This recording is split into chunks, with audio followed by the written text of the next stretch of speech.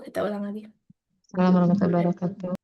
Alhamdulillah, Waalaikumsalam. fadlan ala katsirin min ibadihil mu'minin. Assalatu wassalamu ala sayyidina Mukhtar wa ala alihi wa ashabihi al-akhyar amma ba'd. Ilahi anta maqsudi wa ridhaka matlubi a'tini mahabbataka wa ma'rifataka wa a'tini ma'aka abada. Alhamdulillah pada siang hari ini kita dapat berkumpul kembali, bertemu walaupun secara online dalam mata kuliah teknik konseling, teknik bimbingan penyuluhan Islam. Namun, seperti kontrak kita pada hari kemarin, bahwa kemarin saya menjelaskan tentang teori psikoanalisis dan teknik psikoanalisis juga, maka hari ini saya akan membahas tentang teori behavior dan teknik behaviorisme juga ya. Saya akan share untuk materinya. eh, Sudah muncul materinya? Siap sudah Ibu dosen. Nah, ya. Udah, Bu. Nah, kali ini teori behaviorisme dan teknik konseling behavior. Jika pada teori psikoanalisis menganggap bahwa manusia itu ya manusia itu tergantung pada masa kecilnya, yaitu pada usia 1 sampai 6 tahun. Juga psikoanalisis mengatakan bahwa manusia itu eh, tergantung pada alam bawah sadarnya yang mempengaruhinya. Nah, kalau teori behaviorisme berbeda dengan psikoanalisis. Teori behaviorisme, behavior itu artinya perilaku. Jadi, eh, mengatakan bahwa manusia itu begitu juga perilaku manusia itu tergantung pada lingkungannya. Itu pendapat teori behaviorisme bahwa perilaku manusia atau pengalaman manusia itu sebenarnya bisa diatur sedemikian rupa, bisa dibentuk sedemikian rupa dan tergantung oleh faktor lingkungan. Nah, teori behaviorisme di ini ya dibuat sebentar. Nih. Teori behaviorisme ini didirikan ya. Yang pertama menganalisanya itu bernama John B. Watson. Dia disebut Bapak Behaviorisme. Watson ini merupakan tokoh kunci yang berpendapat bahwa perilaku manusia sebagian besar dibentuk oleh pengalaman dan lingkungan. Nah, behaviorisme ini dibuat oleh yang bernama Watson itu. Kenapa bisa dia membuat teori seperti ini? Karena pada saat itu ya, pada zaman tersebut yaitu sekitar tahun 1878 atau 1900-an ya, waktu itu dunia ini sedang booming dengan yang namanya psikologi psikoanalisis, yang mana menurut mereka manusia itu dibentuk oleh alam bawah sadarnya. Tapi Watson tidak menyetujuinya. Dia tidak setuju manusia hanya dibentuk oleh alam bawah sadar. Dia mengatakan bahwa kalau misalnya alam bawah sadar itu dijadikan sebagai sebuah ilmu, sebenarnya itu tidak bisa dilihat. Jadi tidak saintifik, tidak bisa diukur, tidak bisa dilihat, ya. Yang mana emosi atau pikiran dalam alam bawah sadar itu kan cuma seperti ada di alam lain yang tidak bisa kita lihat dengan mata telanjang gitu. Nah, makanya dia itu tidak membenarkan bahwa psikologi itu hanya sebatas alam bawah sadar saja. Dan dia juga, John B. Watson juga ya, pada waktu itu dia beranggapan bahwa begini, jadi pada masa itu ada sekelompok orang yang mengatakan bahwa manusia itu juga terbentuk karena yang namanya genetik, yaitu bawaan. Artinya apa? Artinya pada zamannya tersebut mereka mengatakan bahwa orang dengan gen pintar akan melahirkan anak yang pintar. Orang dengan gen bodoh misalnya akan punya anak yang bodoh. Begitu juga gen orang hebat itu akan melahirkan gen hebat juga. Jadi pada waktu itu gen yang lemah, gen yang buruk ya, genetik yang buruk itu bisa saja kata mereka dihilang-hilangkan, dikurang-kurangin. Jadi bebas membunuh orang lemah, bebas menindas orang lemah karena mereka sebegitu tidak berharganya. Eh, Sebaliknya, kalau gen bagus, mereka itu pasti akan memperbanyaknya. Boleh punya anak banyak, terus diagung-agungkan. Nah, saat itu Watson ini ya ingin membela manusia dari kalangan lemah tersebut. Kata dia, manusia itu tidak dibentuk oleh genetik bawaan lahir, tidak dibentuk juga oleh masa kecilnya, alam bawah sadarnya, tapi kata dia manusia itu dibentuk dari pengalaman-pengalaman hidupnya atau lingkungan hidupnya. Lingkungan merupakan faktor terbesar yang membuat seseorang manusia bisa jadi hebat atau manusia itu sama sekali tidak menjadi hebat. Bahkan John B. Watson itu mengatakan ada kata-katanya yang seperti ini. Berikan saya 12 bayi yang sehat, ya. Dengan 12 bayi yang sehat itu, saya bisa menjadikan bayi-bayi tersebut orang hebat di bidang apapun. Saya bisa menjadikan dia seorang dokter, saya bisa menjadikan dia seorang pengacara, seorang pedagang, seorang ilmuwan, bahkan saya juga bisa membuat bayi tersebut menjadi seorang pengemis, ya. Jadi bayi itu bisa dibentuk dengan cara didikannya dengan lingkungan yang ia buat gitu. Nah, itu menurut siapa tadi John B. Watson ya. Nah, dia juga dia pernah bereksperimen ya melakukan sebuah percobaan pada seorang bayi yang bernama Albert. Jadi Little Albert ya. Dulu dulu itu dia melakukan percobaan pada seorang bayi, tapi kalau sekarang itu ya kalau melakukan percobaan pada seorang bayi pasti tidak boleh karena melanggar etika. Eh, jadi paling diperbolehkan ke hewan gitu ya. Tapi kalau dulu entah pada zamannya seperti apa. Tapi dia melakukan percobaan itu pada seorang bayi yang bernama Albert, yang saat itu juga kontroversial ya. Bayi Albert ini dia ingin membuktikan nih, apakah manusia ini bisa dibentuk dengan lingkungan atau tidak. Jadi melakukan percobaan ke bayi Albert itu dengan cara si bayi Albert itu ketika usia 9 bulan, dia itu disengaja diperlihatkan seekor tikus putih ya yang melewat di depannya. Sebenarnya bayi itu semua bayi tidak takut pada yang namanya tikus ya, tikus putih juga tidak takut.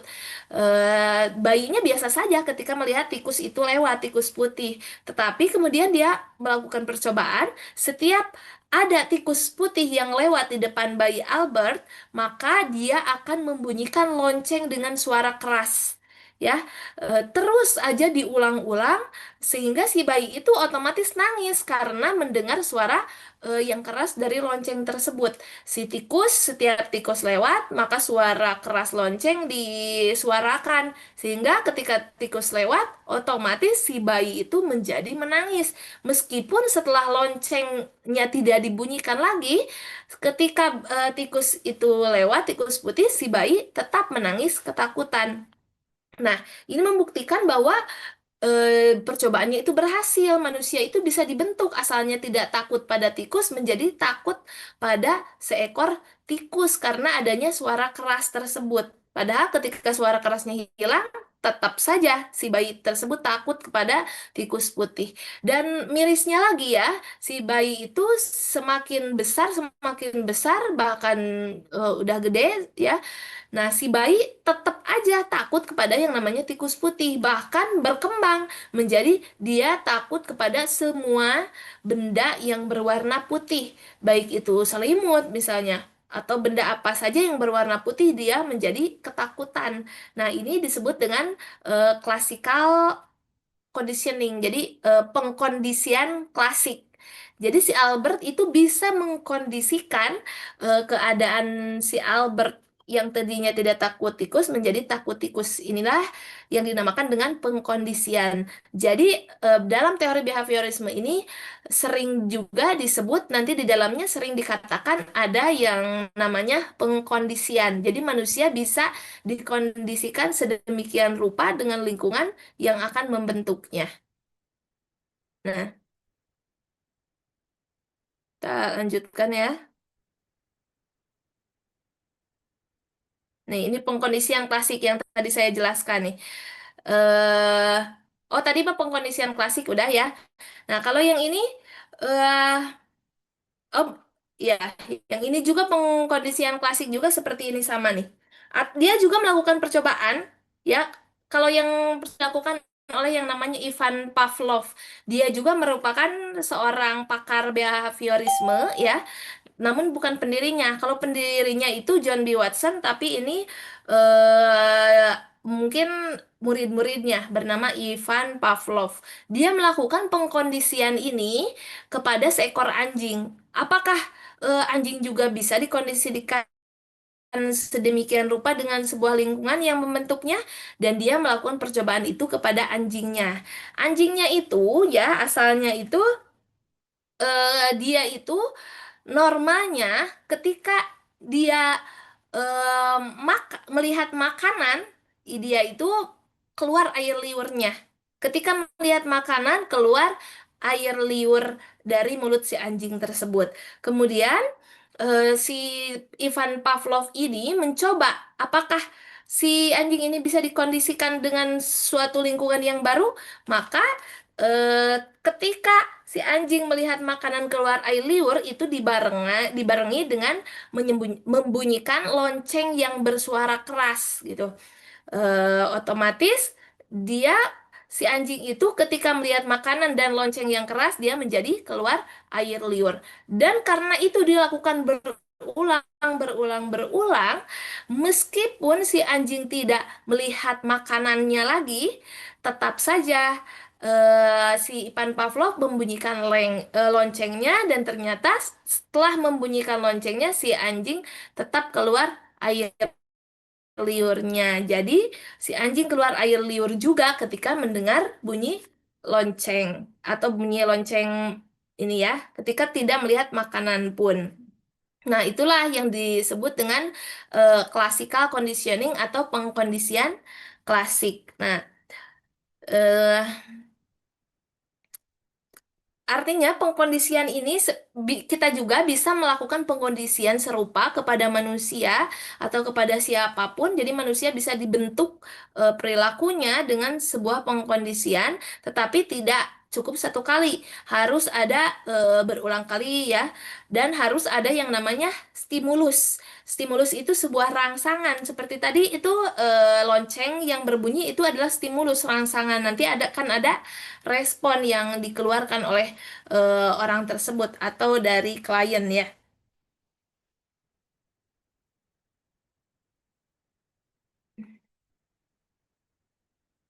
Nah, itu yang tadi dinamakan dengan pengkondisian klasik. Kemudian sekarang ada yang dinamakan dengan pengkondisian operan. Ya, kalau pengkondisian operan ini teorinya itu dari B.F. Skinner. Ya, dia itu mengembangkan teori pengkondisian operan berfokus pada bagaimana konsekuensi perilaku mempengaruhi kemungkinan perilaku itu terulang. Ini ya bisa dilakukan kepada manusia biasanya nih, kepada klien kita, karena pengkondisian operan ini ada dua macam, yaitu penguatan positif dan penguatan negatif atau reinforcement. Reinforcement, ya, artinya seperti ini. Penguatan positif itu seperti memberikan stimulus yang menyenangkan, merangsang seseorang yang menyenangkan supaya dia mau berbuat sesuatu. Misalnya dengan memberi dia imbalan, memberi dia hadiah. Ada klien yang datang kepada kita. Misalnya kliennya itu anak-anak, ya. Dia itu tidak mau disiplin dalam belajar. Tetapi seorang konselor bisa membuat si klien ini menjadi rajin belajar dengan cara memberikan dia sebuah hadiah.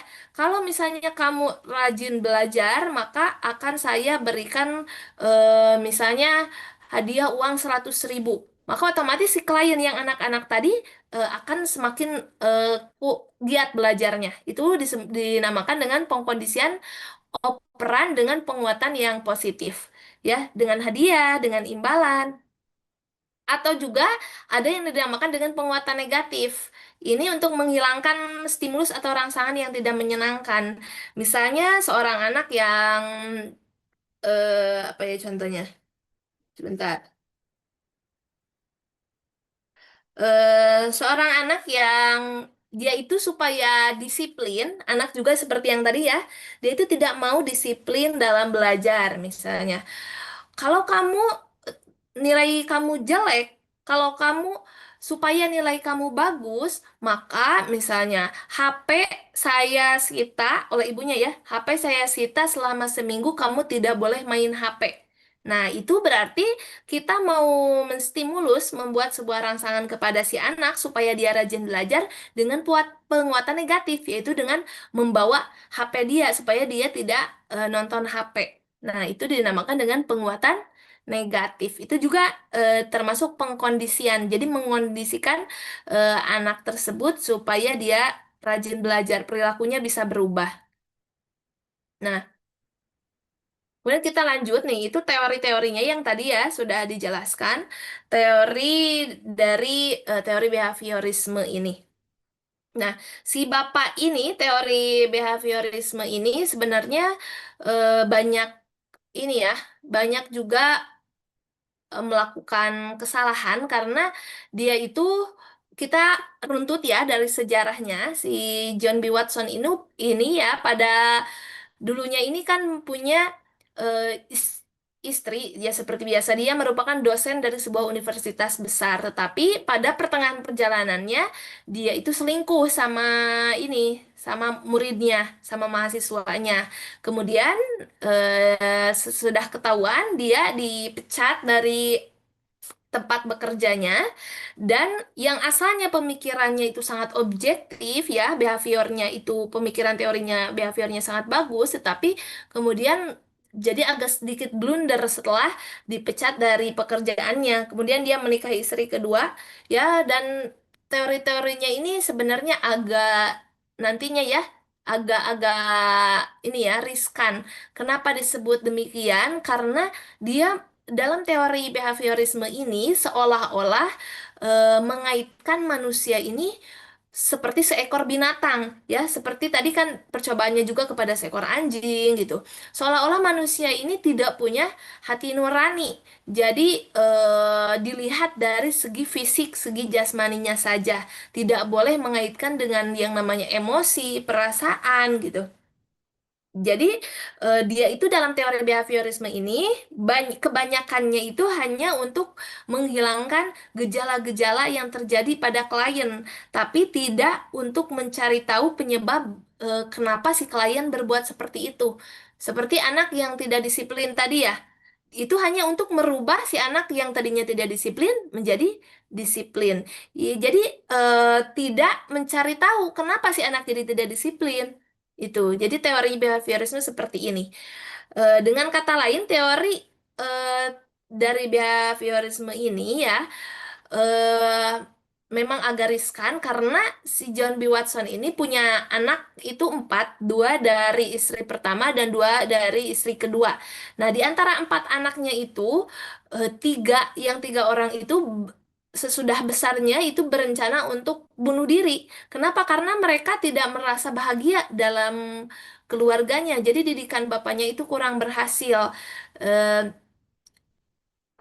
Kemudian, nah siapa lagi tadi si anaknya mengatakan bahwa bapaknya itu hanya melihat dari segi jasmaninya saja, tidak dari perasaan mereka yang harusnya emosional, moral yang dibangun dari hati mereka. Tidak adanya kedekatan dalam keluarga yang sering bicara deep talk gitu ya dan sebagainya. Nah, eh, tapi ya setelah kejadian tersebut si bapaknya ya setelah tua Bapak yang bernama John B. Watson ini kan punya buku yang namanya buku parenting. Nah, bukunya itu kemudian dibakar ya karena dia tidak jadi merasa ada yang salah dengan pengajarannya. Meskipun ya kita akui bahwa teori ini masih dipakai sampai sekarang karena sangat berpengaruh ya, terutama dari segi mendisiplinkan anak, kemudian dari untuk menghilangkan ini ya, fobia itu sangat berpengaruh. Fobia itu seperti ketakutan pada tempat yang tinggi, misalnya itu sangat bisa dengan teori behaviorisme ini. Takut sama kecoa, misalnya binatang-binatang, takut sama nasi, ada kan yang takut makanan. Nah, itu juga bisa dibantu oleh teori teori behaviorisme ini. Ya, seperti anak tadi yang bernama bayi Albert itu kan dia itu menjadi fobia ya, dengan fobia takut kepada semua yang berwarna putih, dan dia itu dikembalikan lagi oleh John B. Watson menjadi tidak takut kepada yang berwarna putih, menjadi tidak takut kepada tikus putih dengan cara-caranya sendiri, dan itu bisa nanti ditangani dengan teknik konseling behavior ya. Nanti kita akan bahas. Nah, sekarang kita ke tujuan konseling behaviornya terlebih dahulu. Tujuan konseling behavior ini ya, yang pertama itu yaitu mengubah perilaku. Jadi fokus utamanya mengubah perilaku maladaptif atau yang tidak sesuai menjadi perilaku yang lebih adaptif, yang lebih sesuai dan fungsional melalui penerapan teknik-teknik pengkondisian. Jadi fokus utama dari konseling behavior itu adalah kita mencari tahu dulu nih kepada klien sifat-sifat atau perilaku-perilaku yang maladaptif. Maladaptif itu perilaku yang tidak sesuai, yang perilaku yang tidak baik ya, yang tidak sesuai dengan lingkungan. Misalnya apa perilaku maladaptif itu seperti perilaku yang suka menarik diri, tidak mau bersosialisasi, misalnya perilaku yang sebentar. eh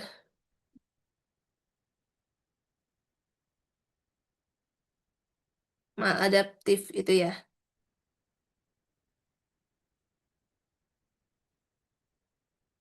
Menarik diri, kemudian ketakutan seperti tadi ya, fobia, kemudian tidak disiplin itu maladaptif. Kemudian pokoknya yang tidak bagus perilaku itu maladaptif. Nanti kita sesudah tahu nih pada klien sifat-sifat perilaku-perilaku yang tidak bagus, kita rubah perilakunya menjadi lebih bagus, lebih sesuai lagi, sesuai dengan sosial ya. Seperti menjadi lebih mau berteman, misalnya mau belajar yang rajin, mau apalagi tidak takut, berani gitu, berani bicara di depan umum, lebih percaya diri, itu perilaku yang adaptif. Nah, yang kedua, tujuan dari konseling behavior itu untuk mengatasi gangguan spesifik, ya, membantu klien mengatasi masalah psikologis yang spesifik seperti si klien ini cemas, fobia, gangguan panik, kebiasaan buruk yang merugikan diri sendiri. Dan yang ketiga, tujuan konseling behavior ini yaitu fokus terukur, menekankan perubahan perilaku yang terukur dan nyata. Memungkinkan konselor dan klien untuk melihat kemajuan yang jelas dan objektif. Jadi dengan konseling behavior ini terukur, terlihat perubahannya yang tadinya perilakunya A menjadi B. Jadi kalau diilmiahkan ya, dalam dilakukan penelitian ini sangat bagus kalau konseling behavior karena memang terlihat perubahannya. Makanya kalau nanti asesmen ya ketika menanyakan dalam penelitian ya pasti ada perubahan dari seseorang dari sebelum dan sesudahnya, before afternya pasti terlihat, dan itu sangat jelas kalau dalam penelitian bagus gitu. Nah, terus apa saja teknik teknik konseling behavior ini ya? Yang pertama itu dinamakan dengan teknik desensitisasi sistemik. Salam. Waalaikumsalam. Teknik desensitisasi sistemik. Sebelum ke teknik ya saya akan menjelaskan dulu. Jadi nanti ketika klien dengan konselor konselor dengan klien melakukan proses konseling. Lalu apa yang harus dilakukan konselornya? Konselornya itu harus aktif dan direktif, ya. Jadi pada konseling behavior ini, konselor itu harus banyak bertanya, harus langsung melakukan perubahan-perubahan kepada si klien, harus aktif. Jadi dia sangat berpengaruh, sangat terlibat dalam proses perubahan perilaku pada si klien ya. Jadi konselor bisa menjadi guru bagi si klien, bisa menjadi pengarah, bisa menjadi ahli karena harus mendiagnosis tingkah laku yang maladaptif pada klien tersebut. Konselor ya harus harus cari tahu nih, oh masalah perilaku yang maladaptif yang tidak sesuainya apa saja. Harus dicari tahu oleh konselornya. Kemudian sudah dicari tahu tingkah laku yang maladaptifnya, kemudian tentukan prosedur yang prosedur penyembuhan yang bagus yang bisa menangani masalah perilaku maladaptif pada klien. Apakah si klien harus dilakukan teknik ini, teknik A atau teknik B atau teknik C supaya perilakunya berubah. Nah, itu fungsi dari konselor dalam teknik behavior. Kemudian dalam kliennya harus seperti apa?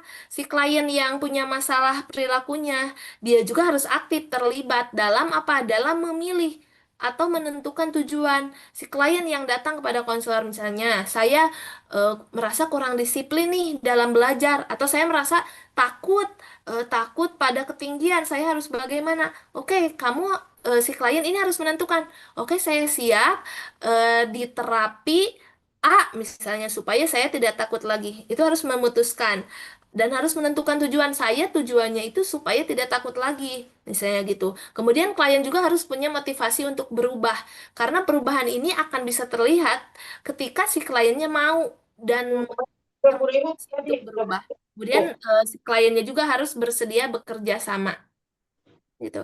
Nah, kemudian teknik-tekniknya apa saja yang bisa dilakukan dalam konseling behavior? Yang pertama ini ada teknik desensitisasi sistemik ya. Pada teknik ini bisa untuk mengatasi fobia atau gangguan kecemasan. Dengan cara apa ya? Jadi teknik desensitisasi ini cara-caranya itu perlahan tapi pasti. Pelan-pelan bertahap untuk merubah si klien yang fobia, yang sering takut, misalnya takut pada ketinggian ya. Kita coba kepada takut pada ketinggian. Ketika klien datang kepada konselor, misalnya dia takut ketinggian ya, maka si kliennya ini pertama kali diperlihatkan itu eh, apa ya foto yang tinggi ya foto foto jurang misalnya. Nah, si klien pasti pertama ini merasa ketakutan melihat fotonya aja, padahal cuma foto aja foto jurang. Tetapi sesudah klien direlaksasi ya, disuruh tenang, di relaksasi itu misalnya dengan meditasi atau dengan peregangan otot-otot, nanti si klien lama-lama kelamaan akan menjadi tenang melihat foto tersebut ya. Kalau sudah tenang, bisa langsung hari itu juga atau bisa di waktu selanjutnya, si klien misalnya diperlihatkan video yang di dalamnya itu ada foto tinggi, ya, ada video tempat tinggi jurang. Nah, kemudian pasti si klien itu akan merasa ketakutan lagi, tetapi dengan sugesti yang baik, dengan disuruh relaksasi lagi, si klien itu pasti akan jauh lebih tenang. Dan nanti itu bertahap lagi sampai misalnya diberikan VR. VR itu apa? Yang video seperti nyata yang pakai kacamata itu. Jadi melihat video tapi kita merasa ada di dalam video tersebut. Jadi dia seperti merasa ada dalam posisi ketinggian juga. Dia pasti awalnya itu merasa cemas, takut, gelisah, tetapi lama-kelamaan dengan sugesti, dengan relaksasi, dia juga akan menjadi lebih tenang. Dan sesudah dia menjadi tenang dengan VR, maka nanti bisa dicobakan dengan langsung ke tempat yang lebih tinggi, ke tempat ketinggian. Gitu aja terus ya. Jadi bertahap. Begitu juga misalnya kepada fobia yang fobia nasi itu kan ya ada banyak yang tidak suka makan nasi. Sering ada ya FWP di TikTok juga seperti itu. Nah, itu pertamanya biasanya dikasih lihat foto nasi ya. Kemudian dikasih lihat apa nasi sebiji. disuruh pegang, itu pasti klien akan merasa ketakutan. Tapi harus sabar konselornya, pelan-pelan sehingga klien merasa tenang. Sesudah satu biji itu dipegang misalnya, kemudian melihat eh, nasi dalam posisi yang banyak, apa, jumlah yang banyak, kemudian dipegang lagi, itu pasti perlu proses sampai si nasi itu coba dimakan, apa, dijelatin ke lidah misalnya ya. Itu proses, pasti si klien akan mual-mual dan ingin muntah. Tapi nanti lama-kelamaan perilaku itu akan ini ya, menjadi lebih tenang, dan si klien jadi bisa terbiasa dengan nasi dan bisa makan meskipun sedikit-sedikit, dan lama-lama akan menjadi terbiasa meskipun itu punya proses yang tidak langsung. Nah, itu dinamakan dengan teknik desensitisasi sistemik ya. Jadi dengan pelatihan-pelatihan yang bertahap. Atau juga nih, desensitisasi sistemik ini bisa dilakukan kepada misalnya seseorang yang merasa cemas. Misalnya cemas untuk tam untuk kita beri contoh ya. Ada seseorang yang ingin belajar untuk tampil di depan umum, tetapi dia merasa sering cemas. Nah, yang pertama itu hierarki kecemasan dulu nih, di sini ada ya. Jadi susun daftar yang membuat dia cemas itu apa saja ketika berbicara depan umum.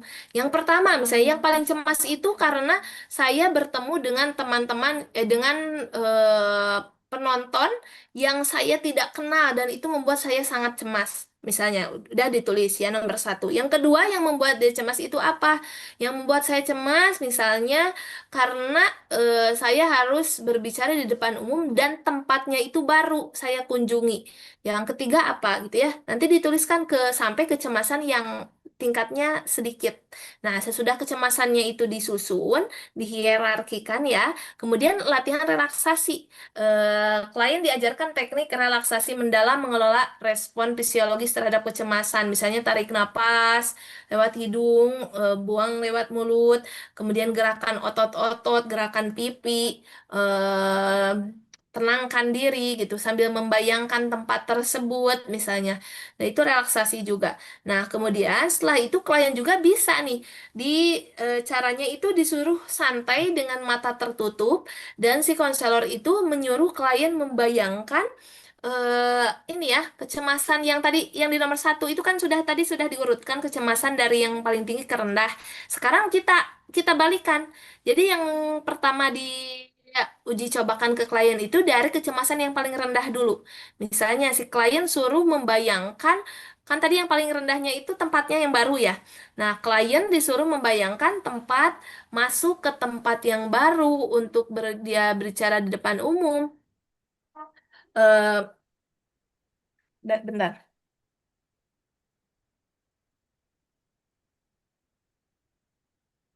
Juga.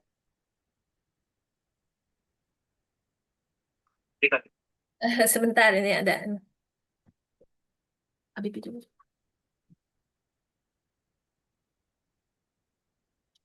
Yang pertama itu klien disuruh untuk membayangkan tempat tersebut, tempat yang baru tersebut.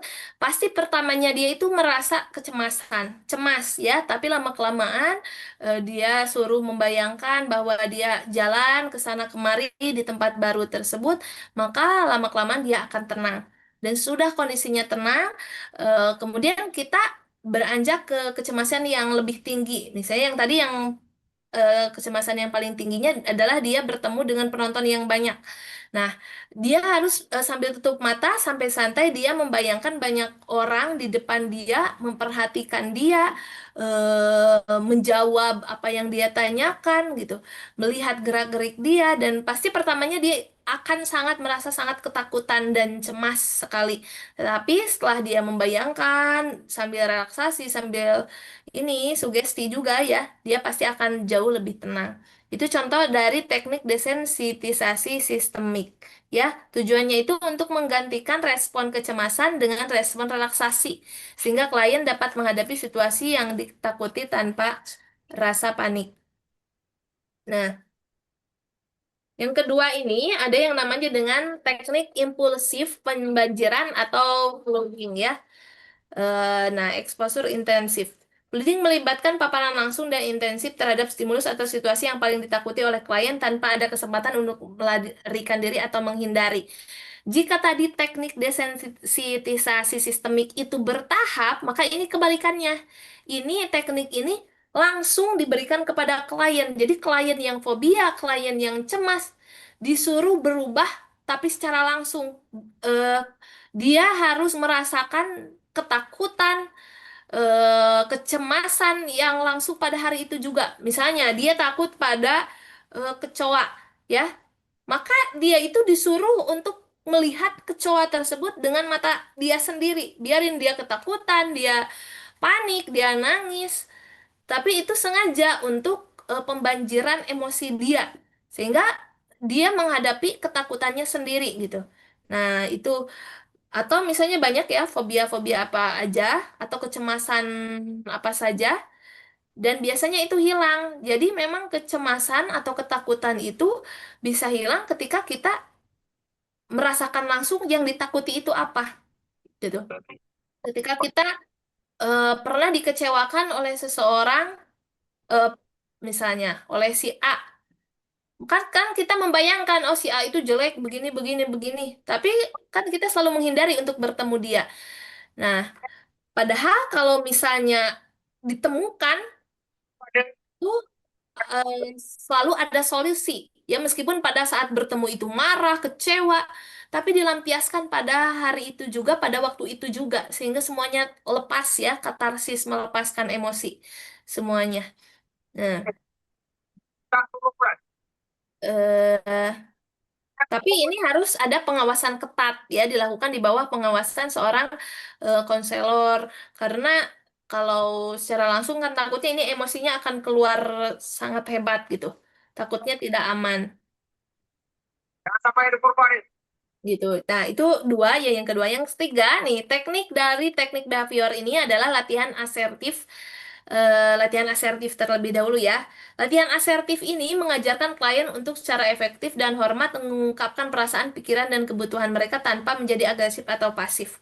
Dengan kata lain, asertif ini latihan untuk seseorang supaya bisa mengatakan baik, mana yang tidak baik, tapi tidak menyakiti perasaan orang lain. Atau bisa dikatakan teknik latihan supaya seseorang belajar untuk mengatakan tidak, tapi tidak menyakiti hati orang lain. Ini cocoknya nih diberikan kepada seseorang yang misalnya selalu mengalah pada orang lain, selalu mendahulukan orang lain. Kalau ngantri, misalnya ada orang yang seperti ini nih.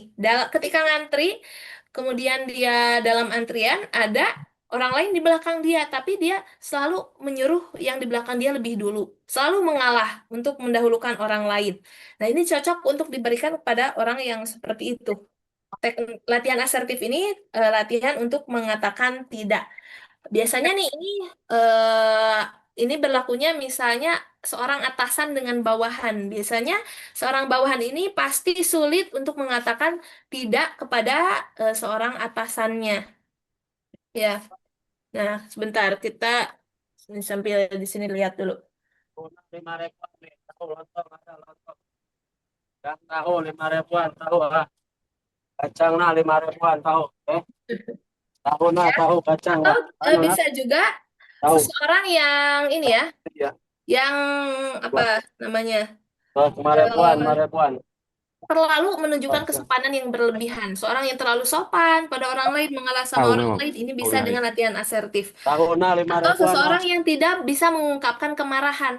Orang yang selalu mengalah ketika dia disakiti orang lain, selalu ya saya Apanya yang gua? salah gitu ya. Selalu mengatakan saya yang salah, orang lain yang benar. Atau mau marah, tidak tega, tidak berani untuk marah. Nah, ini harus latihan asertif. Kemudian orang Tahu nah yang 5 ribuan susah tahu untuk ah. mengatakan tidak, orang yang susah mengungkapkan afeksi, mengungkapkan perasaan. Dia dia mengungkapkan dia sedih ketika disakiti orang lain, padahal dia sendiri sedih, tapi tidak bisa mengatakan sedih itu kepada orang yang menyakitinya, sehingga terus-terusan aja disakiti oleh orang lain.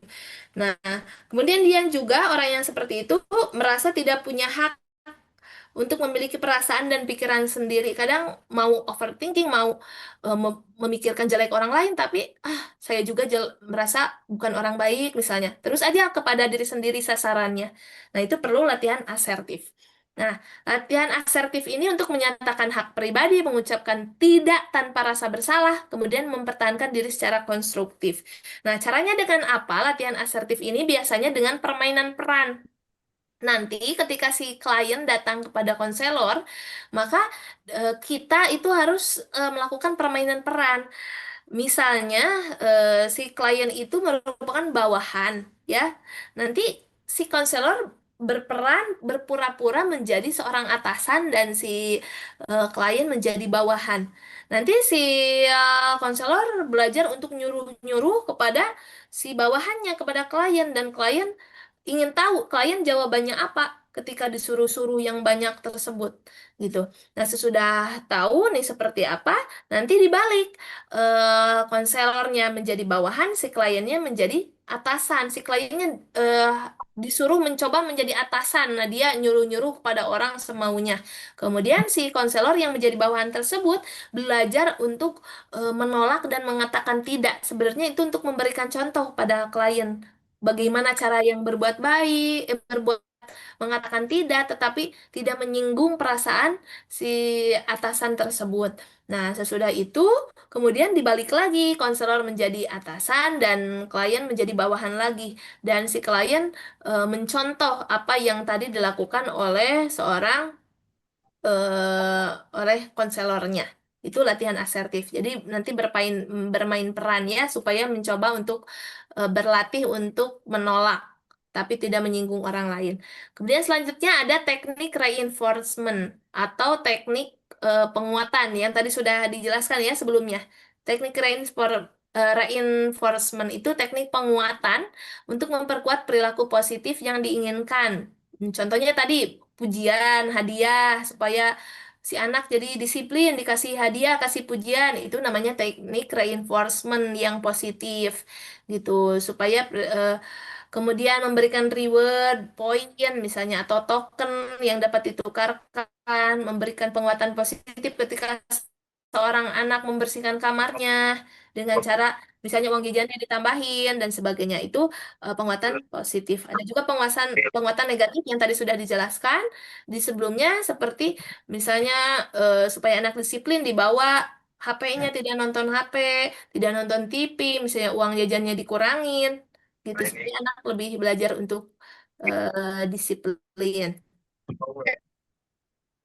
Nah, kemudian yang selanjutnya ada teknik percontohan. Kalau teknik percontohan ini sama dengan teknik ini ya, modeling atau contoh atau teladan, seperti meneladani orang lain, mencontoh orang lain supaya kita berbuat yang seperti dicontohkan tadi.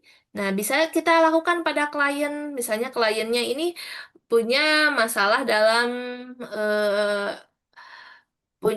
misalnya kliennya seorang suami yang tidak bisa bicara baik tidak bisa menjadi pemimpin yang baik misalnya. Nah, maka kita memberikan contoh nih, ada sebuah kisah tentang orang yang bisa membangun keluarganya harmonis, misalnya keluarganya sakinah mawaddah warohmah, nanti mengikuti contoh tersebut atau memberi contoh dengan siapa saja ya, itu mah bebas. Nah, menunjukkan perilaku yang diinginkan supaya seperti itu. Membangun keterampilan sosial atau mengatasi ketakutan juga. Atau misalnya kalau anak misalnya mau bicara di depan umum tapi dia merasa ketakutan, maka diberi contoh nih cara berpidato yang benar, misalnya suaranya harus lantang, tangannya bergerak ke kanan ke kiri, jalan ke samping sambil dicontohin. Itu juga teknik percontohan atau modeling, role model ya. Kemudian yang selanjutnya ada teknik aversi. Kalau teknik aversi ini bertujuan untuk mengurangi perilaku yang tidak diinginkan. Supaya si klien ini tidak melakukan hal-hal yang dilarang, maka diberikan sebuah teknik aversi. Teknik aversi ini sama halnya dengan sebuah hukuman, ya, atau kata lainnya sebuah hukuman. Misalnya, ada seorang remaja yang selalu minum ini ya, minum minuman keras. Nah, kemudian supaya si anak remaja ini berhenti dari minuman keras, si minumannya itu dimasukin obat mual. Otomatis ketika si remaja minum minuman keras tersebut jadi muntah-muntah terus-terusan dan dia jadi trauma tidak mau minum lagi. Itu namanya teknik aversi. Atau misalnya untuk mengurangi kebiasaan rokok, ada sengatan listrik ringan misalnya. Nah, itu juga teknik aversi. Atau banyaklah contohnya ya. Nih, atau untuk ini denda atau hukuman penjara bagi yang mencuri itu juga teknik aversi. Jadi supaya apa? Supaya perilaku yang tidak diinginkan atau maladaptifnya itu berhenti atau setidaknya berkurang. Nih, kesimpulannya kita lanjut ke kesimpulan. Nah, behaviorisme ini bisa dalam dalam sebuah konseling atau pembelajaran ini punya kelebihan dan kekurangannya. Kelebihannya itu perubahannya terukur seperti tadi dijelaskan ya, dapat dilihat nyata, kemudian bisa menjadi solusi dari banyak masalah, kemudian potensi transformasinya juga bagus ya, punya potensi. Jadi bisa transformasi, bisa mengubah. Jadi mengubah perilaku yang tadinya buruk menjadi lebih bagus, kemudian meningkatkan kualitas hidup ya. Tetapi kekurangannya apa? Kekurangannya tadi juga sudah dijelaskan bahwa teknik ini kurang eh, menggali tentang penyebab-penyebab si klien menghadapi masalah itu kenapa. Jadi kurang dilihat dari segi emosional, dari segi perasaannya. Ada salah sendirian. Seperti itu ya. Nih, cukup mungkin sampai di sini ada yang mau ditanyakan? Kita gegalanya ada salah. Pak Ahmad Subhan, mohon di-mute mic-nya.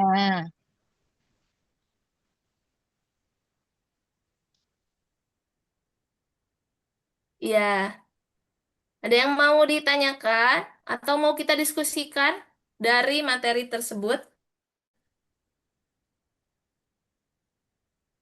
Iya, silakan Aku teman-teman. menyimak, Ini menyimak, beneran Bu, menyimak. menyimak. Enggak ini kalau misalkan itu kalau latah itu apa ya? Nah, bukan kecemasan ya? Bukan Itu fobia juga itu kebiasaan, latah. kebiasaan. Ah, itu gimana ta teman-teman sok supaya latah aku sembuh gitu. Oh, Ibu suka latah? Latahnya yang jorok-jorok banget. Ya punya anak laki atau perempuan pasti. Karena mah sesuatu yang kagetkan itu kan nggak bisa diprediksi, nggak dikonsep gitu ya. Seucapnya Mm-mm. aja gitu. Itu dari mana, Esa? Itu awalnya gimana bisa latah itu? Awalnya itu dulu kan kalau zaman SMA naik keretek gitu ya. eh, Ya. kan suka ada yang kuda yang suka jatuh ngedeprek, alalalala gitu, jebret jatuh. Atau pernah naik kuda itu bannya ngagulutuk kening Bu satu. Jadi kita teh kaget. Tah dari sana tiap hari naik kayak naik keretek, naik kuda sampai sekarang latahnya ke bawah-bawah. Dari situ awalnya. Jadi melihat sesuatu yang berarti kecemasan juga itu ya. Itu latah itu bukan kecemasan sih, itu disorder ya. Jadi Oh, apa ya disorder. namanya? Ya perilaku Di yang mengganggu ya. gitu ya. Mm-mm. Mm-mm. Sampai sekarang latahnya gini, kalau sekali latah sehari full, seharian latah, tapi kalau enggak ya enggak gitu. Oh, Apapun yang ada hal-hal yang dengar yang aneh-aneh pasti latah seharian full. Tapi kalau enggak mah enggak. Tapi kadang misalkan kalau ada acara, misalkan lagi nge-MC di depan umum, banyak sering gigit gigit gigi. Kalau enggak gigit gigi itu pakai mix atau latahnya bukan hanya dari kata-kata tapi dari gerakan juga bisa kita ngelempar mic atau apapun gitu. iya, tapi Pasti kadang itu kalau bisa dikendalikan. bisa harus gigit-gigit tapi lama-lama cangkel itu pipinya giginya digigit terus ditekan maksudnya gitu. Iya, kalau misalnya pikirannya lagi positif, enggak ini, latahnya enggak Enggak, keluar. misalkan nggak mikiran apapun tetap latahnya yang jorok gitu. Hmm, Kita kan lagi di depan umum, misalkan lagi nge-MC. fokus sama kegiatan. Kalau ada yang jebret, misalkan suara ngagetinnya pas yang jorok, padahal kita teh pikiran mah enggak mikir yang jorok-jorok gitu. Jorok teh buang sampah sembarangan, Teh Rinjun. Jorok, maaf ya, kayak bilang gini, kanyut tah gitu.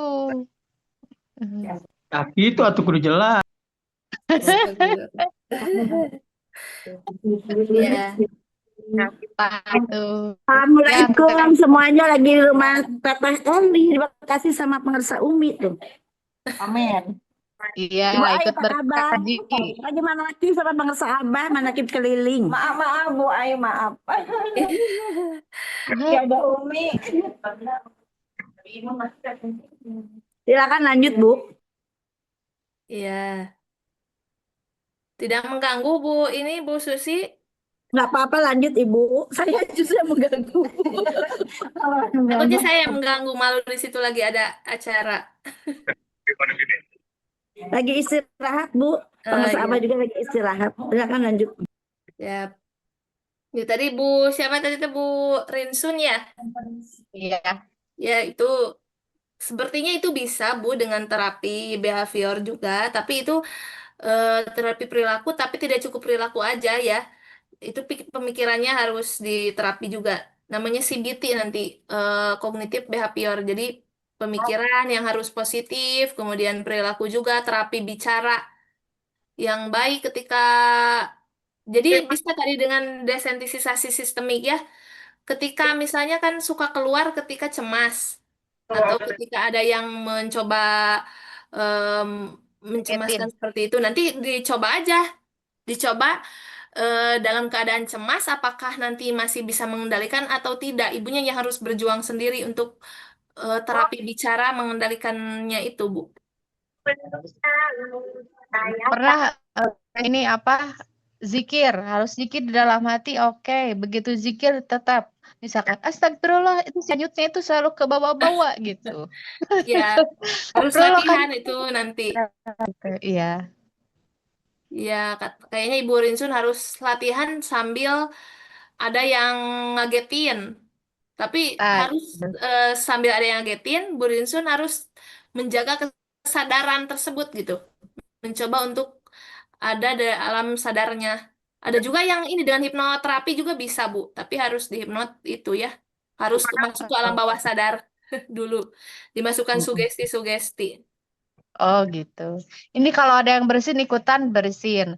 Mata nggak bisa naik motor, apalagi mobil, belajar motor juga. Nanti kalau belajar motor ada yang belok kiri, ikutan belok kiri. Oh, bahaya tuh, Nggak Bu. konsentrasi. Itu bahaya, mata sama si ayah nggak diajarin motor. Soalnya bahaya punya latah katanya gitu. Iya, harus berjuang ya, Bu. Insya Allah Iya bisa, gitu. bisa sembuh. Itu yang lainnya gimana? Masih ini ada yang mau kita diskusikan? Sekarang, baik sekarang, tidak sekarang, sekarang. Apa nanti? Sekarang, sekarang, sekarang. Itu Pak Ahmad Suban, disuruh di mute Pak Ahmad Suban. Lagi Pak ini ya, Subhan, lagi ada acara. ya lagi ada acara. Sok Iwan mau nanya apa Iwan? Iwan mah udah nggak banyak cemas-cemas ya. Nanya apa ya? Saya bingung kemarin kayak Kan kamu tuh banyak kecemasan, sok pikiran juga itu kecemasan. Bagus sekarang, baik. Tanya Bu dosen, eh apa nih behavior ini teorinya banyak benar gitu ya. Ini untuk penguasaan kita menguasai materi-materi ini gimana nih Bu? Ada pelatihannya khusus atau ada panduannya apa? Emang ada kursus khusus untuk menguasai bermacam-macam teori, bermacam-macam apa namanya perilaku manusia gitu. Terima kasih. Ya, sama-sama. Nah, untuk teori ini sebenarnya gampang ya. Untuk behavior mah ini sebenarnya yang terjadi pada kita dalam kehidupan sehari-hari. Teori behavior itu pokoknya tentang mengubah perilaku seseorang. Tekniknya apa aja? Tekniknya gampang dengan memberikan hadiah supaya dia berubah, itu namanya teknik penguatan positif, atau memberikan dia hukuman supaya dia mau berubah, itu penguatan negatif. Itu sehari-hari juga banyak. Atau latihan untuk mengatakan tidak sama orang lain. Nah, latihannya itu dengan cara latihan pura-pura dia menjadi atasan atau nanti dia jadi bawahan. Latihan supaya bisa mengatakan tidak pada orang lain, tapi tanpa menyinggung orang lain itu kan sehari-hari juga banyak, Pak. Nah, kemudian apalagi behavior itu tadi ada latihan modeling. Itu contohan dengan cara mencontoh orang lain untuk merubah perilaku kita. Itu kan sehari-hari juga banyak ya. Mencontoh sikap orang lain. Kemudian apalagi tadi eh, Kebaikannya yang lagi sering. ada teknik ini ya, Malah eh udah segitu. Asertif, aversi, aversi itu hukuman yang tadi, hukuman untuk membuat orang lain jera dengan sikapnya. Misalnya orang yang itu di penjara ya, ketika dia mau berubah, kan ada yang dengan hukuman listrik itu supaya dia bicara jujur, dia tidak berbohong. Itu hukuman, tapi hukuman yang parah. Nah, itu teknik aversi. Atau supaya orang lain tidak berhenti dari minum minuman keras, dimasukinlah obat supaya mual-mual, supaya berhenti dari minumnya. Atau misalnya teknik aversi nih, banyak juga ya kalau saya mengaitkannya dengan aversi seperti apa ya? Menyapih anak nih, bayi yang usia 2 tahun supaya berhenti dari menyusui ke ibunya, si itunya itu dikasih apa yang pahit-pahit-pahit itu, yang pahit-pahit ya. Batrawali, Batrawali. Heeh. Pepaya, Itu kan pepaya, supaya daun dia pepaya, berhenti dari sikap, daun dari pepaya. perilaku yang udah biasa. Itu juga mengubah perilaku seseorang bisa juga dengan cara begitu. Sapih, disapih. Ya, disapi. Nah, itu sebenarnya dalam sehari-hari juga sama, cuma nama-namanya aja yang nama-namanya agak aneh. Ya, dapat dipahami kan ya, Pak? Siapa tadi? Pak Ahmad Jamil. Ahmad Jamil. Ya. Contoh yang ini misalnya Bu, apa namanya, yang dengan hadiah. Ketika kita kasih hadiah untuk merubah perilaku, tapi nanti bisa misalnya buat siswa gitu ya, ketergantung dengan hadiah nggak itu bisa terjadi. Jadi dia bisa berubah karena ada hadiah, karena nanti kalau nggak ada hadiah, perilakunya ya begitu lagi gitu. Gimana tuh Ya, Bu? bisa jadi sebenarnya begitu. Kebanyakannya begitu ya, tapi kalau berarti harus ada teknik yang lainnya juga, terapi yang lain selain behavior. Seperti apa? Sugesti-sugesti, nanti afirmasi positif, memberitahukan kepada siswa bahwa kalau kamu belajar yang rajin, nanti kamu akan menjadi sukses di kemudian hari. Bukan cuma hadiah ini cuma contoh kecil aja, tapi hadiah besarnya nanti kamu akan dapatkan di suatu hari, yaitu hadiah kesuksesan, misalnya hadiah dihormati oleh orang lain, dibanggakan oleh orang lain, dan sebagainya. Itu jadi harus pintar-pintarnya kita lah mensugesti orang ya.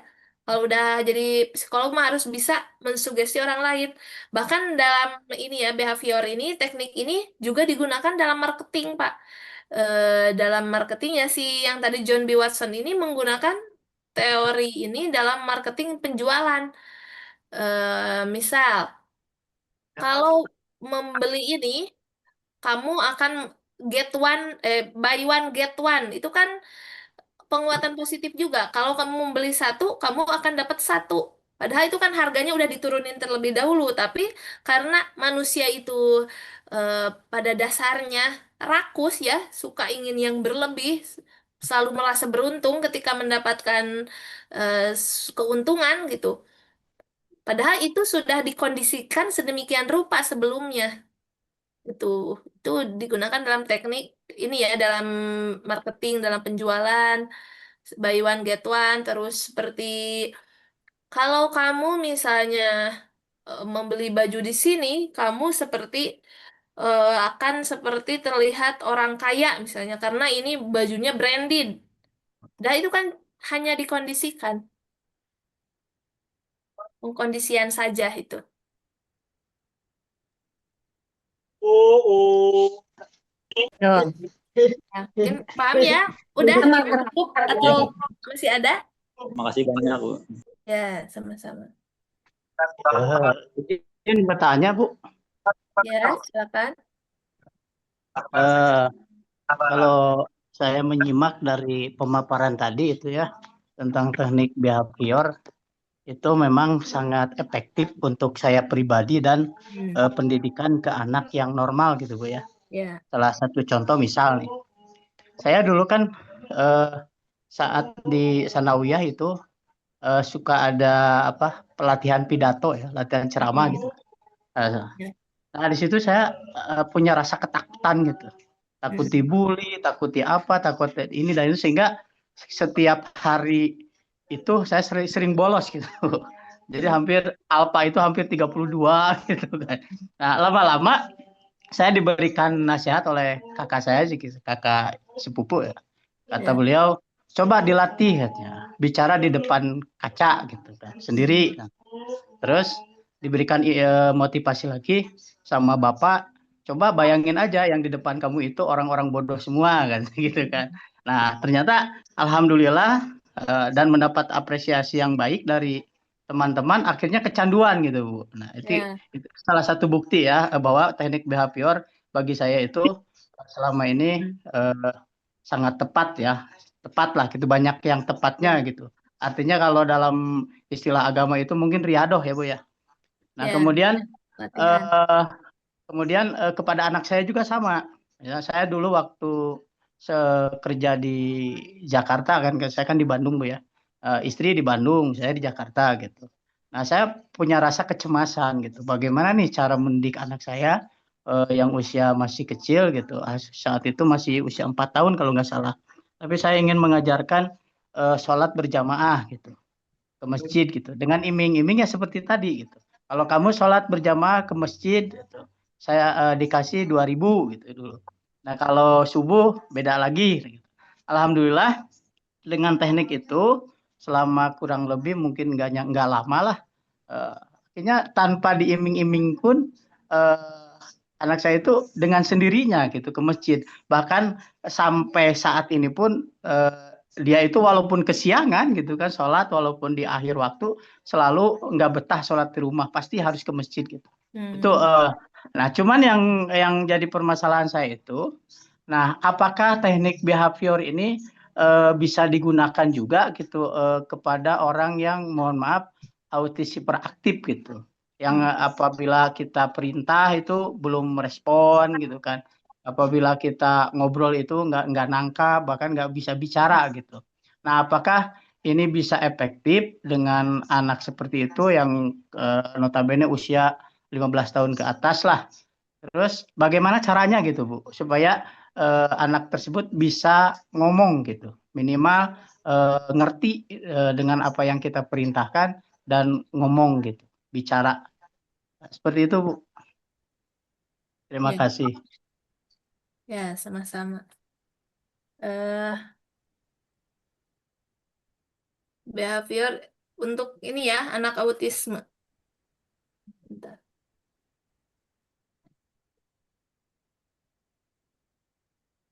Bu Desen izin sharing boleh? Ya, silakan Pak Dena. Ya.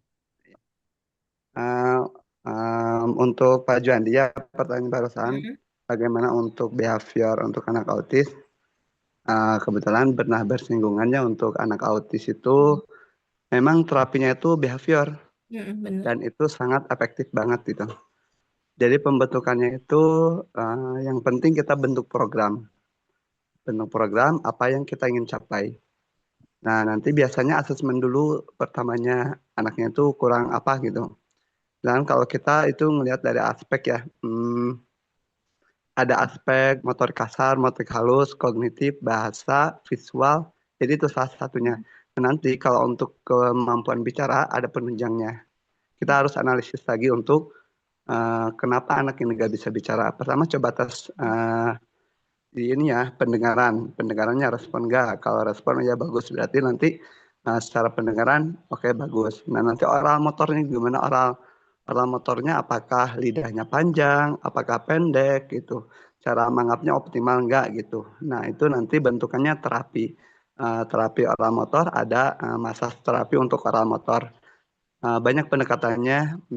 Dulu tuh sempat pernah yang usia 3 tahun untuk kasus autis, ternyata oral motornya nggak terlatih gitu. Ya menyebabkan nggak bisa bicara. Cuman kalau dilatihkan, itu kemungkinan bisa semakin dini di treatment untuk autis itu semakin cepat gitu. Karena nanti pembentukan justru kalau nggak ada treatment atau nggak ada pembiasaan, nggak ada behavior yang diterapkan kepada anak autis, itu anak nggak punya tuntunan, nggak punya tujuan apa yang harus dilakukan, karena untuk autis sendiri itu adalah minimnya interaksi untuk bersosial gitu, nggak bisa ngobrol secara kita TikTok gitu kalau nggak dilatihkan gitu. Tapi untuk secara autis sendiri nanti ada bagiannya ya, ada Asperger, autisnya macam-macam begitu. Nanti tinggal diklasifikasikan di asesmen dengan tepat, nanti ketahuan tuh apa nih yang kurang gitu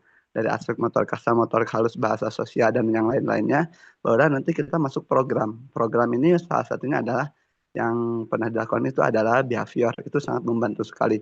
Contoh, anaknya itu belum toilet training, belum lulus toilet training, maka ada behavior. Behaviornya bentuknya seperti apa? Ketika pipis, pas dibuka celananya, ketika pipis, terus itu berulang kali, dan itu biasanya kelihatannya di 3 bulan ke depan gitu. Jadi behavior ini bentukan terapi yang nggak bisa minum seperti obat Paramek sekarang dilakukan untuk autis ya, saatnya diminum baru hilang pusingnya gitu. Jadi kelihatannya beberapa hari ke depan barulah muncul perilaku yang kita inginkan. Kurang lebih seperti itu Bu dosen. Hatur nuhun Pak Jandi. Ya, Boleh saya tanggapi lagi, Bu? silakan. Alhamdulillah ya, terima kasih penjelasannya dari Pak Dena. Ternyata itu kan banyak teknik-tekniknya. Cuman masalahnya seperti ini, misal ada 2 masalah.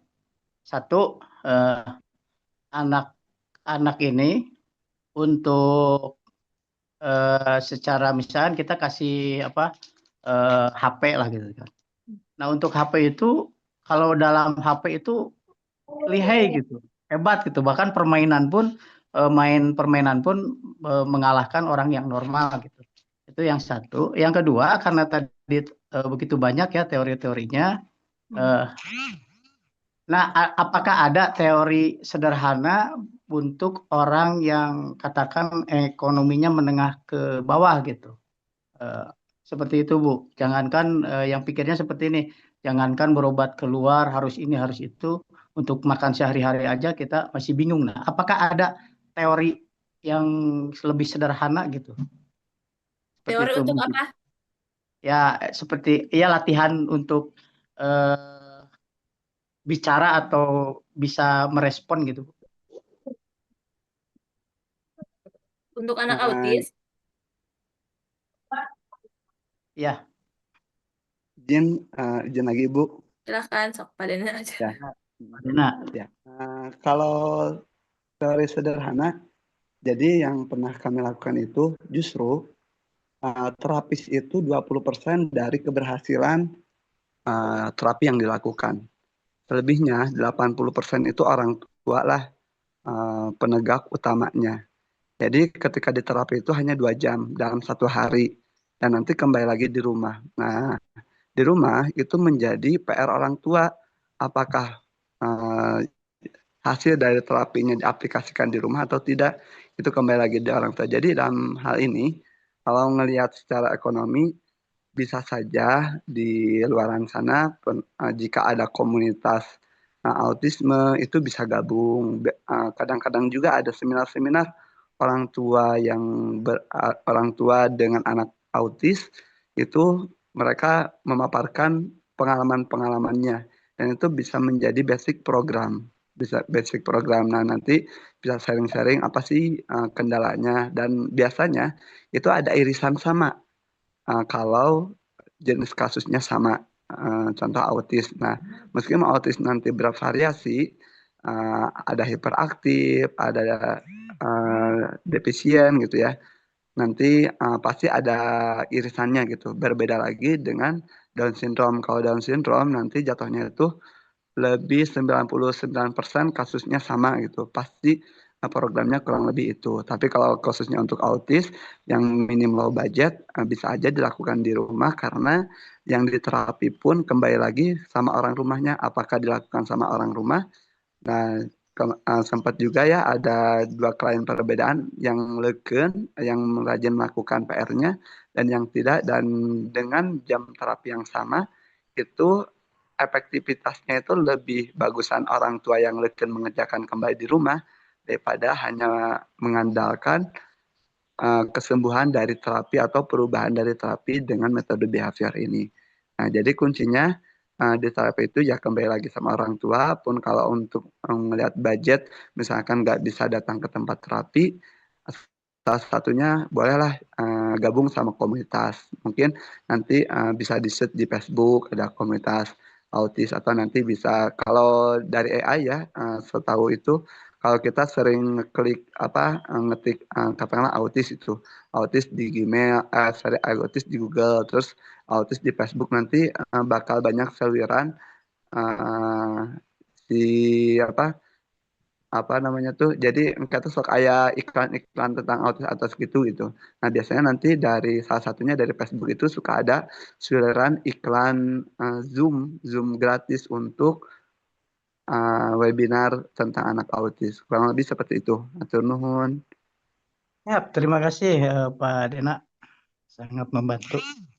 Kalau yang saya harapkan itu mungkin ya bisa memberikan bocoran gitu, seperti contoh realnya gitu, supaya bisa langsung dipraktekkan gitu ke arah situnya. Mungkin Pak Dena punya pengalaman gitu, bagaimana melatih si anak ini memperbanyak kosakatanya dan dia lebih banyak meresponnya gitu. Karena kalau tadi Pak Dena sampaikan ya ada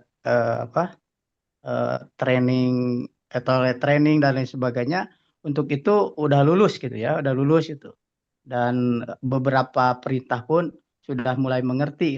Nah, latihan-latihan selanjutnya yang untuk supaya anak itu bisa kosakatanya bisa bertambah dan responnya semakin baik gitu. Nah, apakah ada gitu pengalaman teknik-teknik seperti itu yang bisa kita langsung praktekkan gitu, Pak Dena? Ya, sedikit ya berbagi pengalaman kalau untuk masalah bicara itu nanti perlu diperhatikan salah satunya oral motornya. Kemampuan pertama meniup, mengunyah, dan menyedot. Nah, salah satunya itu untuk oral motor. Kemudian kedua itu dari motorik halus coba diperhatikan kembali apakah anaknya memenuhi standar dari kalau misalkan motorik halus itu yang menggunting, yang mencoret, yang menggaris. Nah, itu harus diperhatikan. Kalau belum boleh dilakukan itu. Kemudian nanti motorik kasarnya lompat-lompat, terus jigjag, lari itu sangat membantu sekali karena salah satu bocoran untuk bisa motorik kasar itu nanti larinya tuh ke oral mulut ya, ke bentukan mulut. Jadi kalau motor kasarnya delay atau terlambat atau ada keterlambatan, maka biasanya tuh kayak buka mulut, dari mengunyah itu ada terhambat juga nanti untuk motorik halusnya ke pembentukan pita suara. Nah, itu kalau secara struktural ya nanti bisa dilakukan motorik kasar, motorik halus, oral motor. Dan tidak lupa juga kalau bisa interaksi satu arah diminimalisir. Interaksi satu arah itu nonton TV, main gadget. Nah, itu interaksi satu arah. Jadi bentuknya interaksi dua arah gitu. Seperti kita kan kita nanya jawab itu. Nah, kemudian labeling barang yang mau diminta. Contoh, dia tuh mau makan, mau apa? Makan gitu. Nah, nanti bisa diturunkan apakah anaknya bisa langsung mengucapkan kata atau suku kata. Misalkan baru bisa suku kata ma, kan, ma, makan. Nggak apa-apa nanti naik level lagi kalau suku katanya udah bisa nanti dibentuk satu kata makan gitu. Nanti bertahap lagi gitu. Jadi pertama minimalisir interaksi satu arah itu sangat menghambat sekali dalam proses terapi karena kalau screen itu ya green screen itu lebih menarik daripada gak ada green screen-nya gitu. Kalau orang biasa mah gitu-gitu baik gitu. Tapi kalau HP mah ya luar biasa ini kalau udah adiksinya. Nah, itu menjadi penghambat dalam proses terapinya. Kurang lebih seperti itu, Pak. Ya, terima kasih Pak Dina. Alhamdulillah.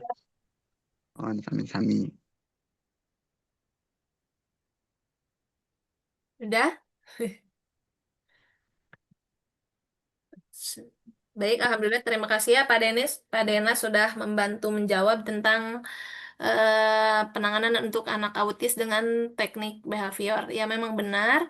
Dengan teknik behavior ini banyak sekali dipakai untuk ini ya membantu perkembangan bagi anak autis gitu. Tapi yang pertama itu kalau di daerah saya ya, anak autis itu memang mempunyai anak spesial ini tidak semua orang tua langsung menerima. Ada kalanya banyak orang tua yang justru dia tidak menerima bahwa anaknya seperti itu, jadi dia banyak disekolahkan seperti anak-anak biasa pada umumnya dan selalu berharap supaya anaknya itu sembuh gitu ya. Terus aja seperti itu. Padahal autis ini bukan sebuah penyakit, tetapi autis ini adalah suatu bawaan ya untuk seorang anak. Jadi ada kelainan pada saraf anak, tetapi bisa dioptimalkan perkembangannya, bisa ditingkatkan terus ya, cara berkomunikasi, interaksi sosial, kemudian kemandirian dia. Nah, yang pertama itu perlu penyadaran kepada si orang tua dari anak tersebut. Kalau sudah sadar, kemudian di ini ya di sebenarnya perlu yang pertama ini harus memang dibawa ke dokter dulu supaya di ini ya di asesmen dulu autisnya seperti apa, apakah ringan, gejala ringan atau gejala yang cukup berat. Nah, kalau yang berat itu perlu ini ya memang harus ada bantuan dari dokter-dokter juga gitu dari para ahli. Tetapi kalau ringan, insya Allah masih bisa di rumah ya yang tanpa biaya. Kan sekarang banyak sekolah-sekolah yang gratis juga. Ada ya tetangga saya sekolah sekolah khusus anak-anak berkebutuhan khusus dan itu gratis gitu. Di daerah Tasik, Ciamis itu ada. Dan mungkin daerah Bapak Ibu juga kalau misalnya mau mencari ya itu banyak sekali didapatkan sekolah gratis tersebut. Karena waktunya sudah 2:30 lebih ya, mungkin cukup sekian dulu. Apakah ada yang mau diskusikan lagi atau cukup sekian, Bapak Ibu? Cukup. Bu, saya bertanya boleh nggak Bu? Iya, ini Bu soal ini tadi soal latihan apa avertis itu tadi apa untuk Tertib, ya. berkata tidak itu. Heeh. Nah itu apa itu sesuai dengan kan kita punya watak yang 4 watak itu pernah Ibu menyinggung dulu berapa minggu lalu. Nah itu berhubungan nggak Bu antara watak manusia itu dengan untuk berkata tidak itu Bu? Iya, sangat berhubungan. Eh, Hmm, Kepribadian ya, iya betul. kepribadian manusia. Iya, sangat berhubungan. Manusia itu ada yang suka cinta damai, ada yang suka Nah itu ya memimpin, ada yang tipe pemikir, kemudian ada yang tipenya ceria selalu. Ya, biasanya yang watak cinta damai itu yang kepribadian yang yang susah mangga. untuk mengatakan tidak sama orang. Jadi biar damai, biar nggak ada perselisihan, ya udahlah, saya yang Ya, mengalah, biarin orang lain yang maju gitu. Tapi iya, kata ini ya, kata Bu Dr. Aisyah Dahlan, saya suka nonton beliau.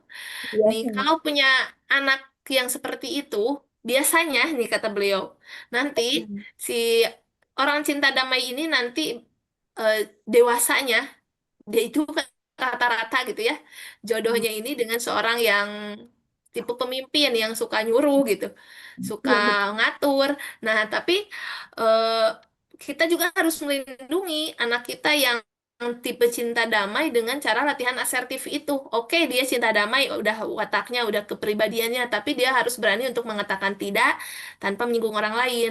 Yang sekiranya itu mengganggu dirinya, membuat dirinya menyakiti dirinya gitu, maka dia harus mencoba untuk mengatakan tidak sama orang lain gitu. Gitu, Oh, Ibu. baik. Jadi semua Iya, ada plus minusnya di kepribadian-kepribadian kita itu. Maka yang bagus itu yang mana yang seimbang. Yang terlalu tinggi kita coba untuk direndahkan, bukan direndahkan, maksudnya di apa? Lebih rendah lagi sifatnya, sikapnya yang terlalu memimpin supaya tidak terlalu egois misalnya, yang terlalu cinta damai untuk berani menyayangi dirinya mengatakan tidak, yang terlalu pemikir mencintai dirinya sendiri, tidak peduli sama orang, belajar untuk berempati sama orang lain, yang terlalu ceria, ceria itu biasanya maunya bersosialisasi sama orang-orang, ya dia iya. juga kadang harus ini cinta dirinya sendiri. Ada kalanya dia harus mengutamakan dirinya sendiri juga.